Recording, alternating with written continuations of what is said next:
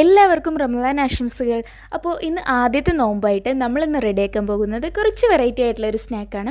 Chicken stuffed മുളക് ബജിയാണ് നമ്മളിന്ന് റെഡിയാക്കാൻ പോകുന്നത്. മുളക് ബജി നമുക്ക് എല്ലാവർക്കും ഇഷ്ടമായിരിക്കും. അതിൻ്റെ ഉള്ളിൽ നമ്മളൊരു ചിക്കൻ്റെ ഫില്ലിങ് കൂടെ വെച്ചിട്ടാണ് ഇന്ന് റെഡിയാക്കുന്നത്.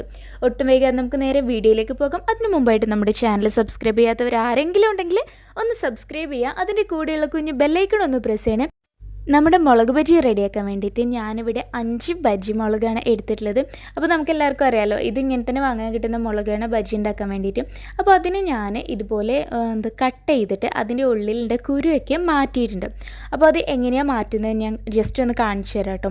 ഒന്നുമില്ല, ഒരു മുളക് എടുക്കുക, നന്നായി കഴുകി വൃത്തിയാക്കിയ മുളകായിരിക്കണം കേട്ടോ. എന്നിട്ട് അതെടുത്തിട്ട് ഒരു കത്തി വെച്ചിട്ട് ഒരു ഭാഗം ഇതുപോലെ ഒന്ന് വരഞ്ഞു കൊടുക്കുക. ഒരു ഭാഗത്ത് മാത്രം മതി കേട്ടോ.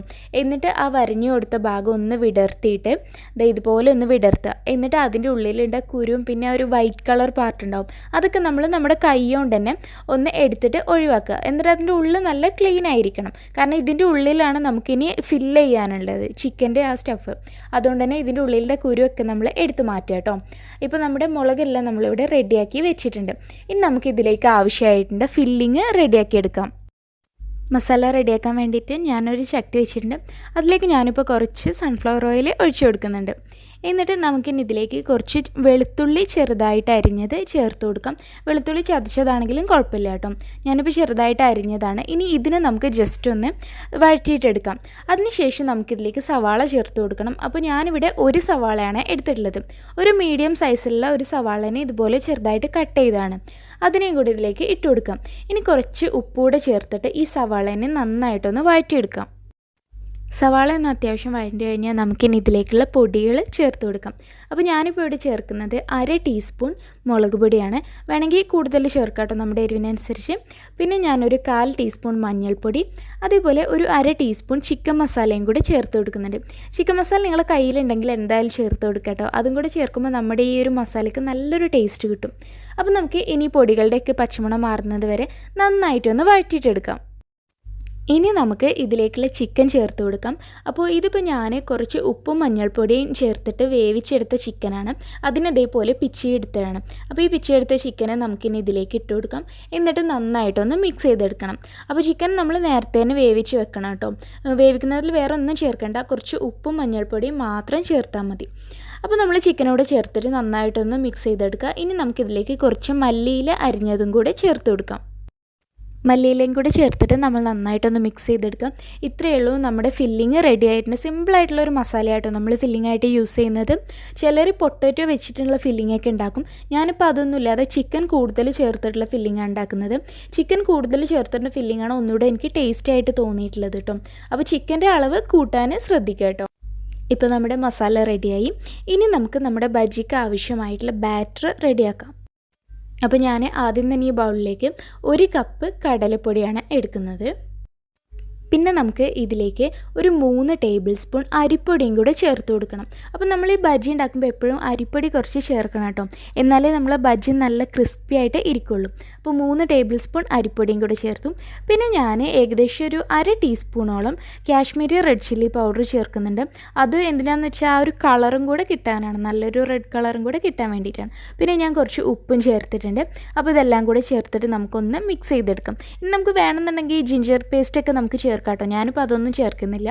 അപ്പോൾ ഞാനിതൊന്ന് മിക്സ് ചെയ്തിട്ട് ഇനി നമുക്കിതിലേക്ക് കുറേശ്ശെ വെള്ളം ഒഴിച്ചിട്ട് നല്ലൊരു ബാറ്റർ ആക്കിയിട്ട് എടുക്കണം. ഒരുപാട് ലൂസായി പോകാൻ പാടില്ല കേട്ടോ ബാറ്ററും.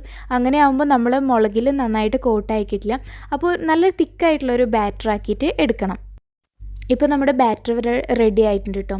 ഇതാണ് ഇതിൻ്റെ ഒരു കൺസിസ്റ്റൻസി. ഈ ഒരു തിക്നെസ്സിലാണ് നമുക്ക് വേണ്ടത്. ഇതിനേക്കാളും ഒരുപാട് ലൂസായി കഴിഞ്ഞാൽ നമ്മുടെ മുളകിൽ നിന്ന് ഇതിങ്ങനെ ഒലിച്ചു പോകും, അതിൽ പിടിക്കില്ല. അപ്പോൾ ബാറ്റർ റെഡിയായി. ഇനി നമുക്ക് നമ്മുടെ മുളകിൻ്റെ ഉള്ളിൽ ഈ ഫില്ലിങ് നിറച്ച് കൊടുക്കണം. അപ്പോൾ നമുക്ക് ഇത് നിറക്കുമ്പോൾ നമ്മൾ ശ്രദ്ധിക്കേണ്ട കാര്യം എന്ന് പറഞ്ഞാൽ മുളക് പൊട്ടിപ്പോവരുത് കേട്ടോ. നമ്മൾ പതുക്കെ കൈ വെച്ചിട്ട് ഇതിങ്ങനെ വിടർത്തിയിട്ട് അതിൻ്റെ ഉള്ളിൽ കംപ്ലീറ്റ് ഈ ഫില്ലിങ് നിറച്ച് കൊടുക്കുക വേണ്ടത്. അപ്പോൾ ചെറിയ സ്പൂൺ എന്തെങ്കിലും വെച്ചിട്ട് നിറച്ചാൽ മതി, അല്ലെങ്കിൽ നമുക്ക് കൈ കൊണ്ട് തന്നെ നിറച്ച് കൊടുക്കാം. കൈ കൊണ്ട് പതുക്കെ വിരലുകൊണ്ട് അതിൻ്റെ ഉള്ളിലേക്ക് ഇങ്ങനെ പ്രസ് ചെയ്ത് കയറ്റിയിട്ട് ചെയ്താൽ മതി. അതിൻ്റെ ഉള്ളിൽ കംപ്ലീറ്റ് ആയിട്ട് ഈ ഫില്ലിങ് നിൽക്കണം, എന്നാലേ നമ്മൾ കഴിക്കുമ്പോൾ നല്ല ടേസ്റ്റ് ഉണ്ടാവുള്ളൂ. അപ്പോൾ നമുക്കിനി എല്ലാ മുളകിനെയും ഇതുപോലെ ചെയ്തെടുക്കാം.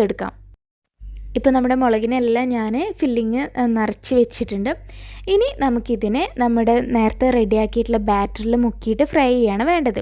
അപ്പോൾ നമ്മുടെ ബാറ്റർ ഇവിടെ ഉണ്ട്. നമുക്കിനി എങ്ങനെയാണ് ഇതിൽ മുക്കിയിട്ട് ഫ്രൈ ചെയ്യേണ്ടതെന്ന് ഞാൻ ജസ്റ്റ് ഒന്ന് കാണിച്ചു തരാം കേട്ടോ. ഓരോ ബജിമുളകിന് വീതം ഇതിലേക്ക് വെച്ചിട്ട് ഒരു സ്പൂണ് കൊണ്ട് ആദ്യം ഈ ബാറ്റർ വെച്ചിട്ട് നന്നായിട്ട് കവർ ചെയ്യാം. എന്നിട്ട് കവർ ചെയ്തതിന് ശേഷം ഈ മുളകിനെ ഞെട്ടിയുണ്ടല്ലോ അതിമ പിടിച്ചിട്ട് ഇങ്ങനെ എടുത്തിട്ട് നമ്മുടെ നല്ല ചൂടായിട്ടുള്ള എണ്ണയിലേക്ക് അങ്ങോട്ട് ഇട്ട് കൊടുത്താൽ മതി. അപ്പോൾ നല്ല കറക്റ്റായിട്ട് നമുക്ക് കിട്ടും. അപ്പോൾ നമുക്കിത് ഫ്രൈ ചെയ്യാം. അപ്പോൾ ഞാൻ എണ്ണ വെച്ചിട്ടുണ്ട്, നല്ല ചൂടായിട്ടുണ്ട്. എണ്ണ നന്നായിട്ട് തിളച്ച ശേഷം മാത്രമേ അതിലേക്ക് നമ്മൾ മുളക് ഇട്ട് കൊടുക്കാൻ പാടുള്ളൂ കേട്ടോ. ഞാനിപ്പോൾ ഓരോന്ന് വീതമാണ് ഫ്രൈ ചെയ്തെടുക്കുന്നത്. കാരണം അല്ലെങ്കിൽ ഇനിയിപ്പോൾ ഒട്ടി പിടിക്കുകയൊക്കെ എനിക്കൊരു ഡൗട്ട്. കാരണം അതിൻ്റെ ചട്ടിയും കുറച്ച് ചെറുതാണ്. അതുകൊണ്ട് ഞാൻ ഓരോന്ന് വീതമായി ഇപ്പോൾ ഫ്രൈ ചെയ്തെടുക്കുന്നത് കേട്ടോ. അപ്പോൾ നമുക്കിനി ഇത് തിരിച്ചിട്ട് കൊടുക്കാം. പിന്നെ വേണമെങ്കിൽ നമുക്ക് കുറച്ച് എണ്ണ കോരിയിട്ട് ഇതിൻ്റെ മുകളിലൂടെ ഇങ്ങനെ ഒന്ന് ഒഴിച്ചു കൊടുക്കാം ഇട്ട ഉടനെ. കാരണം മുകളിലുണ്ട് ബാറ്റർ ഒന്ന് അതിന്മേൽ പിടിക്കാൻ വേണ്ടിയിട്ട് കേട്ടോ. അങ്ങനെ ചെയ്യുന്ന നിർബന്ധമില്ല. എന്തായാലും നമുക്കിനി ഇതിനെ തിരിച്ചിട്ടിട്ട് നല്ല ഗോൾഡൻ ബ്രൗൺ കളറാവുന്നത് വരെ ഒന്ന് ഫ്രൈ ചെയ്തിട്ട് എടുക്കാം. ഇപ്പോൾ ഇതാ നമ്മുടെ ഫസ്റ്റത്തെ ബജി മുളക് ഇവിടെ റെഡി ആയിട്ടുണ്ട്. അപ്പോൾ ഇത്രയേ ഉള്ളൂ. നല്ലൊരു ഗോൾഡൻ ബ്രൗൺ കളറാകുമ്പോൾ നമുക്കിതിൽ നിന്ന് എടുക്കാം കേട്ടോ. ഇനി നമുക്ക് ഓരോന്ന് വീതം ഇതുപോലെ ഫ്രൈ ചെയ്തെടുക്കാം. അപ്പോൾ ഇത്രയേ ഉള്ളൂ. നല്ല സിമ്പിളാണ് ഉണ്ടാക്കാൻ, എന്നാൽ നല്ല ടേസ്റ്റിയാണ്.